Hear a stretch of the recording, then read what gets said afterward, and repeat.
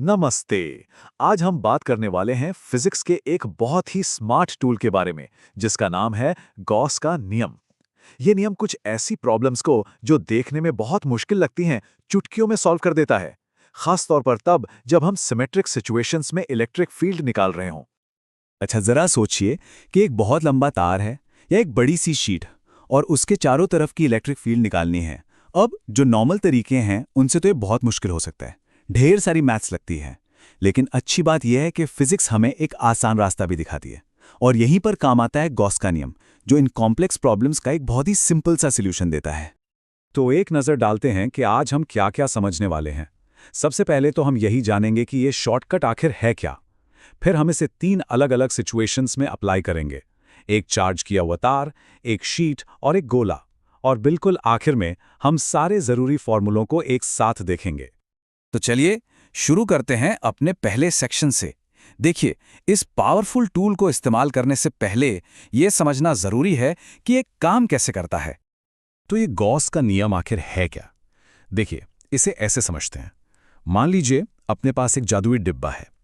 ये नियम कहता है कि उस डिब्बे से बाहर निकलने वाली जो टोटल इलेक्ट्रिक फील्ड लाइंस हैं, जिन्हें हम फ्लक्स कहते हैं, वो सीधे सीधे डिब्बे के अंदर रखे चार्ज पर डिपेंड करती हैं। फिजिक्स की भाषा में हम इसी जादुई डिब्बे को गॉसियन सतह कहते हैं। और जब चीज़ें सिमेट्रिक होती है ना, तो ये नियम मुश्किल से मुश्किल कैलकुलेशन को भी बच्चों का खेल बना देता है। ठीक है, अब असली मजे की बात पर आते हैं। चलो अपना पहला केस स्टडी देखते हैं। एक बहुत लंबा चार्ज किया हुआ तार।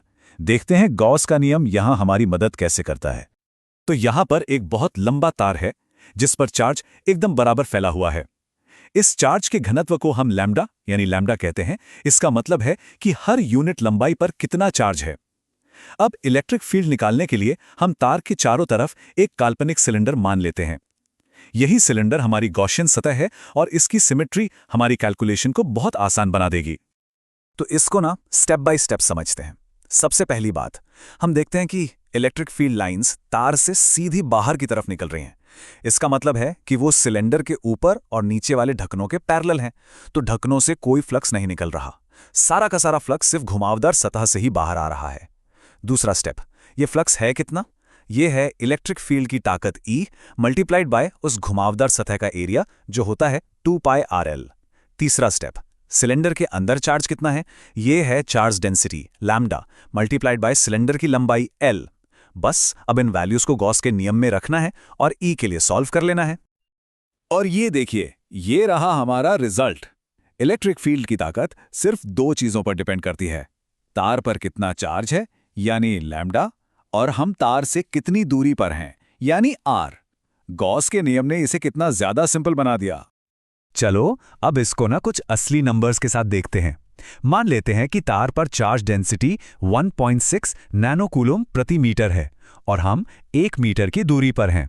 जब हम इन वैल्यूज को फॉर्मूले में डालते हैं तो हमें लगभग 28,770 न्यूटन प्रति कूलम की वैल्यू मिलती है। देखा, इस शॉर्टकट से कितना आसान हो गया। ठीक है, अब चलते हैं अपने अगले केस पर, चार्ज के एक इनफाइनाइट यानी अनंत और सपाट शीट। ये सिमेट्री का एक और क्लासिक एग्जाम्पल है। अब जरा सोचिए एक बहुत बड़ी चार्ज की हुई शीट के बारे में। यहां पर चार्ज के घनत्व को हम सिग्मा यानी सिग्मा कहते हैं, जिसका मतलब है पर यूनिट एरिया पर चार्ज। इस बार हमारी काल्पनिक गॉसियन सतह एक छोटे से बॉक्स की तरह है, जिसे हम पिल बॉक्स कहते हैं, और ये शीट के आर पार जा रहा है। यहां पर भी लॉजिक बिल्कुल वैसा ही है। इलेक्ट्रिक फील्ड लाइंस शीट से सीधी बाहर की तरफ हैं, इसलिए वो बॉक्स के साइड्स के पैरेलल हैं। मतलब फ्लक्स सिर्फ ऊपर और नीचे के सपाट सिरों से ही निकल रहा है। इन दोनों सिरों का टोटल एरिया 2a है, तो टोटल फ्लक्स हुआ E गुणा 2a। बॉक्स के अंदर का चार्ज है सिग्मा गुणा a। एक बार फिर हम गॉस का नियम इस्तेमाल करते हैं और ये रहा हमारा रिजल्ट, एक इनफाइनाइट चार्ज शीट से इलेक्ट्रिक फील्ड का फॉर्मूला। पर एक मिनट, इसमें कुछ बहुत ही अजीब है। जरा इस फॉर्मूले को ध्यान से देखिए। क्या इसमें कहीं पर भी दूरी यानी R दिखाई दे रहा है? नहीं। इसका मतलब पता है क्या है? इसका मतलब है कि इलेक्ट्रिक फील्ड की ताकत इस बात पर डिपेंड ही नहीं करती कि हम शीट से कितनी दूर हैं। चाहे हम शीट के एकदम पास हों या बहुत दूर, फील्ड की वैल्यू सेम रहेगी। ये तो कमाल की बात है ना? और अब आते हैं हमारे आखिरी और शायद सबसे इंटरेस्टिंग केस पर। एक पतला खोखला और यूनिफॉर्मली चार्ज्ड गोला। तो सबसे पहले गोले के बाहर की फील्ड को देखते हैं। यहां पर गॉस का नियम हमें एक बहुत ही मजेदार बात बताता है। वो ये कि बाहर से देखने पर ये गोला बिल्कुल ऐसे बिहेव करता है जैसे इसका सारा का सारा चार्ज इसके सेंटर पर एक पॉइंट पर रखा हो। इसीलिए हमें वही फॉर्मूला मिलता है जो हमें कूलम के नियम से एक पॉइंट चार्ज के लिए मिलता था। ये एक बहुत ही मजेदार सवाल है। सिमेट्री तो अभी भी है, पर क्या रिजल्ट भी वही रहेगा? चलिए पता लगाते हैं। और यहीं पर सारा खेल है। जब हम अपनी काल्पनिक गॉसियन सतह खोखले गोले के अंदर बनाते हैं तो उसके अंदर तो कोई चार्ज है ही नहीं। सारा का सारा चार्ज तो गोले की सतह पर बाहर की तरफ है। तो इसका मतलब क्या हुआ? गॉस के नियम के हिसाब से अगर अंदर कोई चार्ज नहीं है तो टोटल फ्लक्स भी जीरो होगा, और इसका सीधा सा मतलब है कि इलेक्ट्रिक फील्ड जीरो होगी। जी हाँ, बिल्कुल सही सुना। एक यूनिफॉर्मली चार्ज्ड खोखले गोले के अंदर हर जगह इलेक्ट्रिक फील्ड जीरो होती है।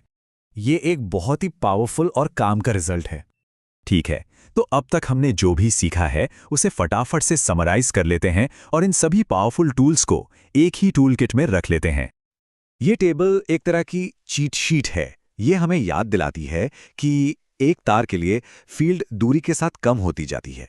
एक शीट के लिए वो हर जगह एक जैसी रहती है, जो कि काफी हैरान करने वाला है। और एक गोले के लिए वो बाहर तो एक पॉइंट चार्ज की तरह बिहेव करता है और अंदर पूरी तरह से जीरो होता है। ये सभी गॉस के नियम के शानदार एप्लीकेशंस हैं।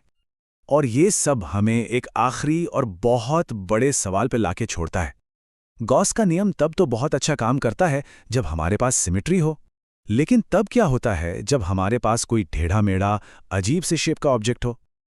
तब क्या होता है जब ये शॉर्टकट काम नहीं करता?